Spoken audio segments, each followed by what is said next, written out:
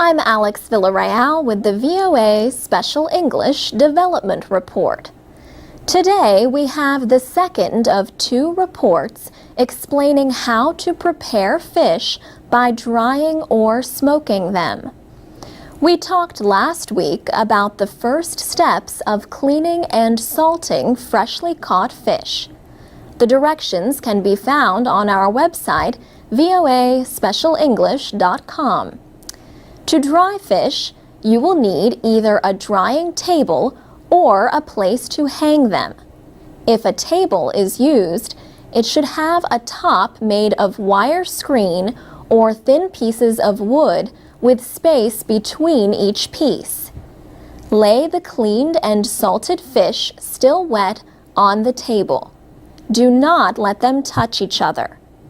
Be sure that air can flow around the fish from all sides, including the top and bottom. Build a small smoky fire under the drying table for the first day to keep the flies away. After that, you can keep the flies away by covering the fish with a thin cloth. Do not let the cloth touch the fish. Fish taste better if they are out of bright sunlight while they are being dried. For best results, put the drying table under a tree. Turn the fish over every other day. Small fish will dry in about 3 days if the air is dry. Large fish will take a week or 10 days to dry. After the fish have dried, place them in a basket. Cover them with clean paper or large leaves. Then put the basket in a cool, dry place off the ground. Make sure as much of the salt water as possible is removed before you smoke the fish. The smoking can be done in a large round metal container. Remove the top of the drum and cut a small opening on one side at the bottom. Cover the top with a strong wire screen. This is where you put the fish. Build a small fire in the drum by reaching in through the opening at the bottom. Wood from fruit trees makes good fuel for your fire. The wood will give the smoked fish good color and taste. Hardwoods, such as hickory, oak, and ash, also burn well. It is important to keep the fire small so it does not burn the fish. You want a lot of smoke, but very little flame. One way to get a lot of smoke is to use green wood, not dried wood. You should smoke the fish for 5 days or longer if you plan to store them for a long time. After you finish smoking the fish, remove them and let them cool. Then wrap them in clean paper. Put the fish in baskets and keep them in a cool, dry place off the ground. Dried fish must be kept completely dry until they are eaten. For VOA Special English, I'm Alex Villarreal. Transcripts, MP3s, and podcasts of our reports are at voaspecialenglish.com. I'm Alex Villarreal with the VOA Special English Development Report. There are different ways to store fish.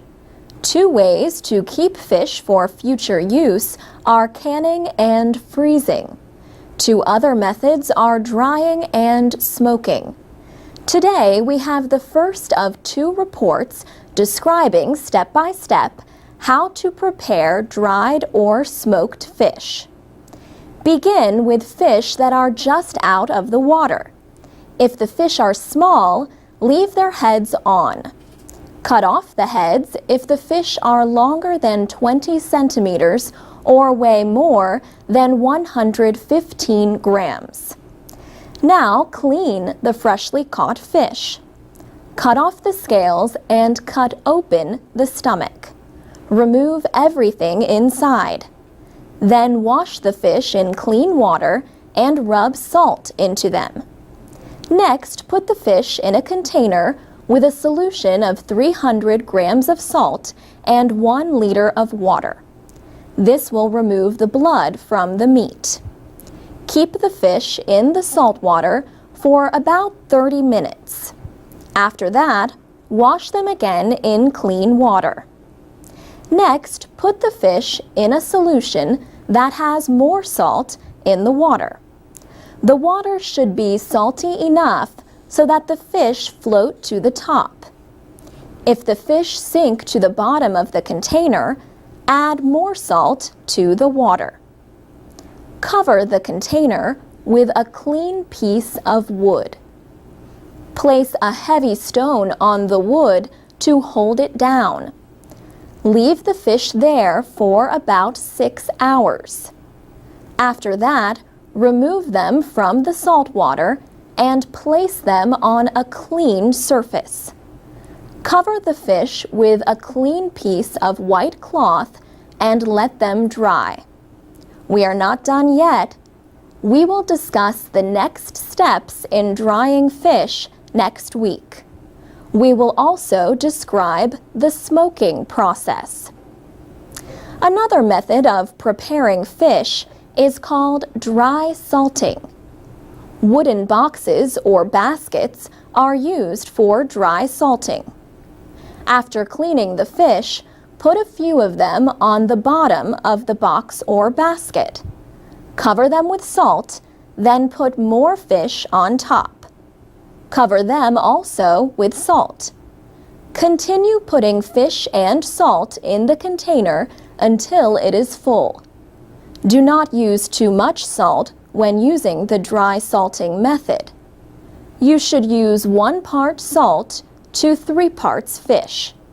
For example, if you have 3 kilograms of fish, you should use 1 kilogram of salt. Remove the fish after a week or 10 days. Wash them in a mixture of water and a small amount of salt and let them dry. We have talked a lot about salt. Keep in mind that doctors advise people to limit the sodium in their diet. It can raise blood pressure, and some people have more of a reaction than others. For VOA Special English, I'm Alex Villarreal. Transcripts and MP3 archives of our reports are at voaspecialenglish.com. This is the VOA Special English Technology Report. In late January, for the first time, President Obama publicly confirmed the American use of drone strikes in tribal areas in Pakistan. He answered a question on the subject during a Google video conference with people around the United States. He said, "I want to make sure that people understand that actually drones have not caused a huge number of civilian casualties. For the most part, they have been very precise, precision strikes against Al-Qaeda and their affiliates." Debate continues about how many people, including civilians, have been killed in those drone attacks. Drones are technically known as unmanned aerial vehicles, or UAVs.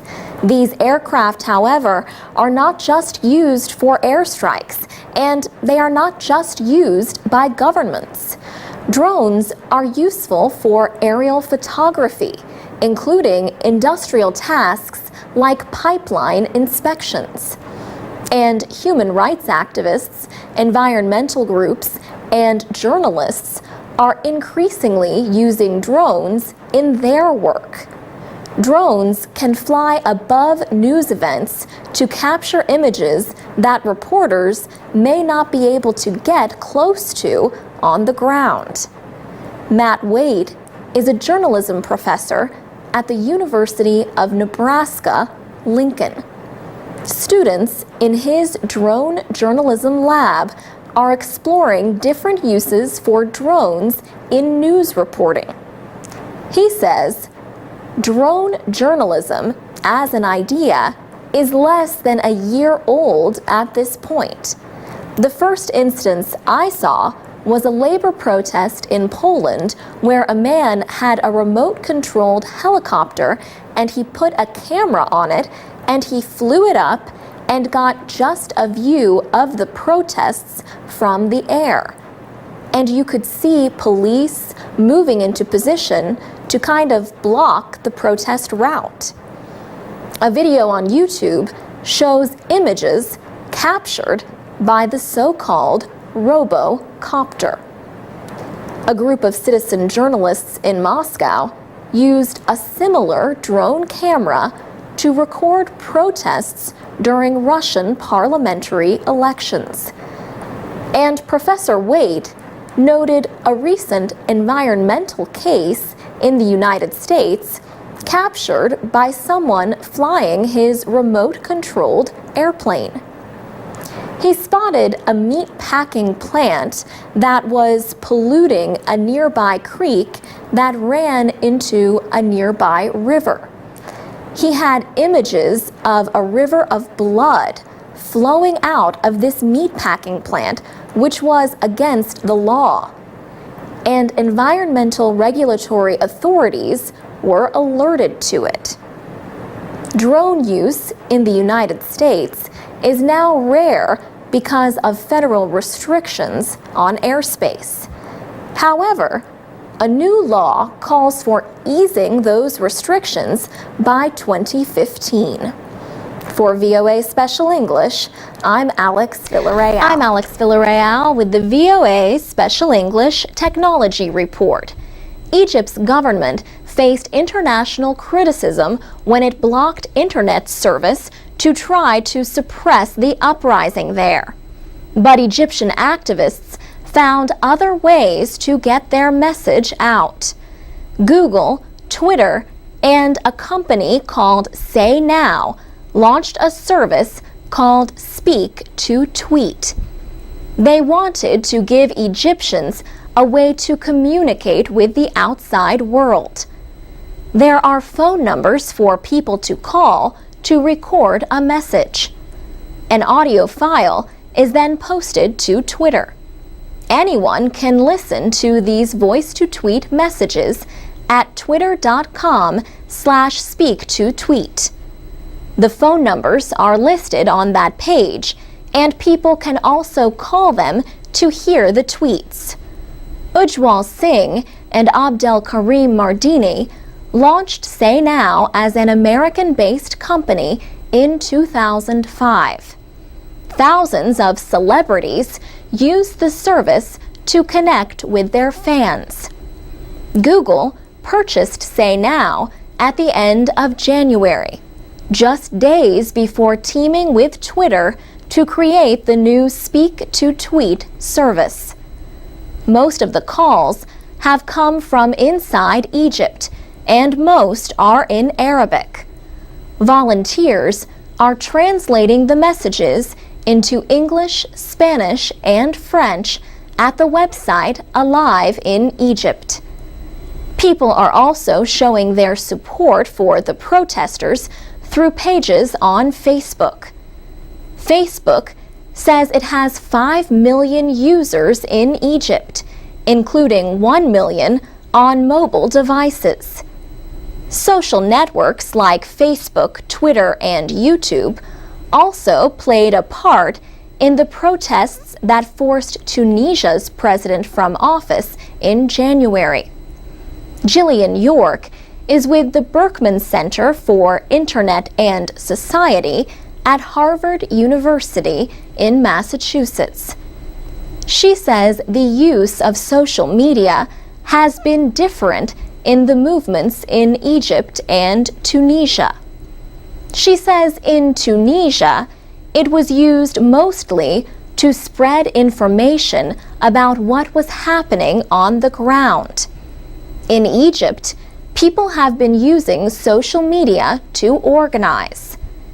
Gillian York is also a member of the Open Net Initiative, a group that studies internet censorship and spying. She says the Egyptian shutdown had a much wider effect than past internet bans in Nepal, Burma, and China's Xinjiang province. She says Egypt's internet community is about 20 times the size of those three places combined. Internet service returned in Egypt after a 5-day shutdown. Experts at the Organization for Economic Cooperation and Development estimated that the action cost Egypt's economy at least $90 million. For VOA Special English, I'm Alex Villarreal. This is the VOA Special English Technology Report. Last week, we told you about the Imagine Cup finals in the United States. Team Flash Food from Arizona State University won top honors at the Microsoft event. The team developed a mobile application and website to help restaurants, hotels, and farmers markets donate food to people who need it. The businesses enter information about the food they would like to donate. A notification goes to a team of volunteer drivers who can go pick up the leftover food and take it to people in need. This is perishable food, the kind of food that cannot normally be handled by food banks or other food recovery organizations. The Flash Food Project grew out of the engineering projects in Community Service Program at Arizona State. The director of that program, Richard Philly, says the project has far-reaching possibilities. Mr. Philly plans to work with the team to find ways to extend the Flash Food app to other countries. In his words, would those cultures in those different countries be open to the idea of taking leftover food and using Flash Food to connect with people who are hungry? We don't know the answer to that yet, says Mr. Philly. The Imagine Cup is now in its 10th year. Mark Hinsbo is a vice president with Microsoft. He says students who enter the competition can now build their ideas around a lot of technology that was not widely available 10 years ago. In the beginning, he says, people were building almost everything from scratch.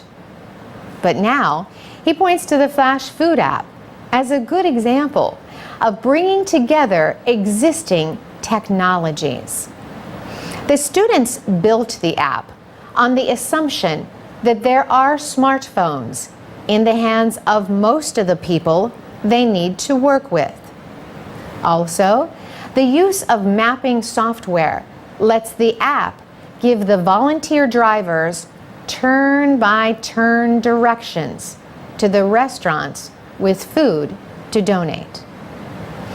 Team Flash Food will represent the United States at the Imagine Cup World Finals in Australia in July.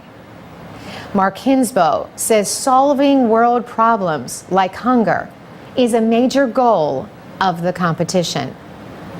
But another major goal is to get more American students interested in jobs in science and engineering.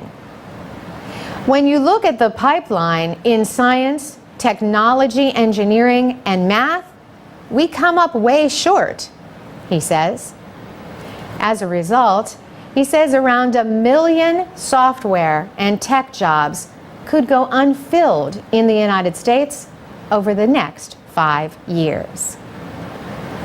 For VOA Special English, I'm Carolyn Presutti. From VOA Learning English, we welcome you to news about technology. Have you ever had an RSS news feed sent to your mobile phone or computer? If so, you have Aaron Swartz to thank. He helped develop that internet publishing technology when he was 14 years old. He also helped develop what came to be known as the social news website Reddit. But sadly, the 26-year-old internet activist was found dead in his apartment in Brooklyn, New York on January 11th. His death was called a suicide. Aaron Swartz believed that information is knowledge. He believed the internet should be used to make that knowledge available to everyone. This belief is what eventually got him in trouble with the law. Aaron Swartz was to face a federal trial in April. He was accused of using computers at the Massachusetts Institute of Technology to download millions of academic documents from JSTOR. He could have faced 35 years in prison and as much as $1 million in fines. Some people have called the charges extreme. Renee Hutchins is a law professor at the University of Maryland. She said it is unclear if government lawyers had a solid criminal case against Aaron Swartz. She said he was basically accused of violating a user agreement with JSTOR, which charges fees to use its huge collection of research publications. Renee Hutchins says Aaron Swartz had legal accounts with JSTOR and with MIT through Harvard University. A court of appeals ruled that his actions violated user agreements and could be considered criminal. But a recent ruling by the Ninth Circuit Court disputed the idea that federal criminal law is meant for that purpose. For VOA Learning English, I'm Alex. This is the VOA Special English Technology Report. Today we take another look at facial recognition systems. These can tag friends in Facebook photos or help police identify suspects in the recent riots in Britain. Kurt Romer is Chief Security Strategist for Citrix Systems in Fort Lauderdale, Florida. He says technology makes it easier than ever for governments to identify and target people. And it is very much a fine line between effective law enforcement and privacy. Christine Unsworth researches information policy at Drexel College in Philadelphia, Pennsylvania. She says she is concerned that governments and police are increasingly using facial recognition software without clearly defined policies. There is so much secrecy around this information that we don't really know how these kind of images or other sorts of personal data points are being used, how long the information is being retained. Questions like these are part of a larger debate about privacy and free speech. After the riots, British Prime Minister David Cameron raised the possibility of interfering with social networks. He said the question was whether it would be right to stop people from communicating when we know they are plotting violence, disorder, and criminality. China's official news agency, Xinhua, says the British government recognized that a balance needs to be struck between freedom and the monitoring of social media tools. Xinhua added, "We may wonder why Western leaders, on the one hand, tend to indiscriminately accuse other nations of monitoring, but on the other, take for granted their steps to monitor and control the internet. Europe has some of the world's strongest policies on privacy rights. But Kurt Romer says, like other Western governments, they have not clearly defined their policies on new technologies. China calling that out really shows that we have some issues to address here from a policy perspective, in addition to technology. One debate involves an action in San Francisco on August 11th by the Bay Area Rapid Transit System. BART disabled wireless service in some of its underground stations for 3 hours. It says protesters were planning to use mobile devices to organize activities to disrupt train service. BART has faced protests over what activists say is police abuse by transit officers. BART says it acted to protect public safety. The American Civil Liberties Union of Northern California says the decision was in effect an effort by a government agency to silence its critics. For VOA Special English, I'm Carolyn Prasuti. From VOA Learning English, this is the Technology Report in Special English. Researchers are studying how mobile phones can help to document the spread of malaria. The study is part of an effort to stop or at least control the disease, which killed an estimated 655,000 people in 2010. Scientists say malaria-carrying mosquitoes cannot travel far on their own, but they can catch rides on people. That is what Harvard University researchers discovered in Kenya.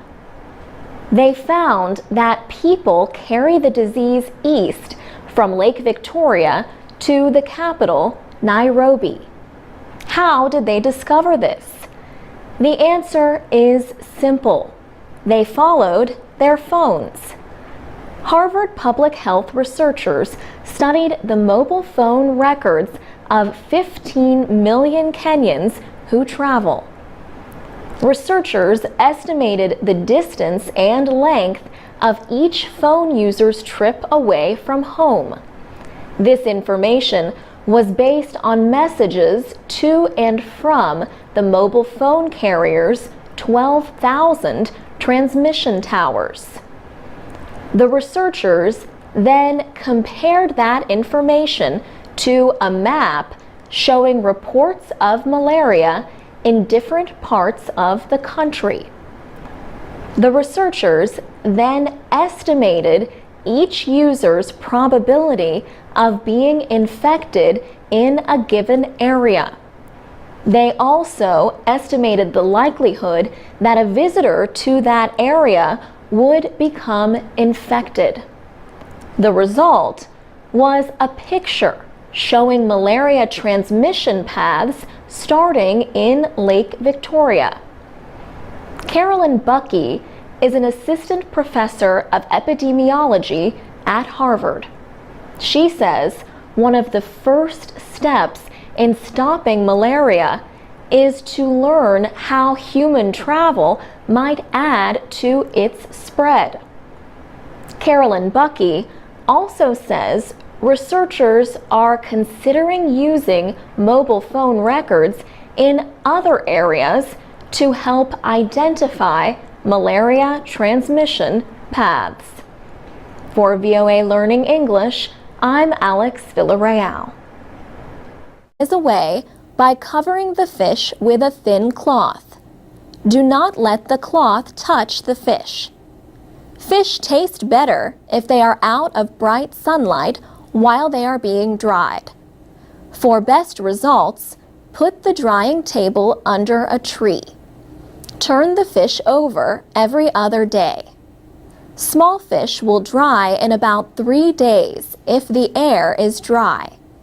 Large fish will take a week or 10 days to dry. After the fish have dried, place them in a basket. Cover them with clean paper or large leaves. Then put the basket in a cool, dry place off the ground. Make sure as much of the salt water as possible is removed before you smoke the fish. The smoking can be done in a large round metal container.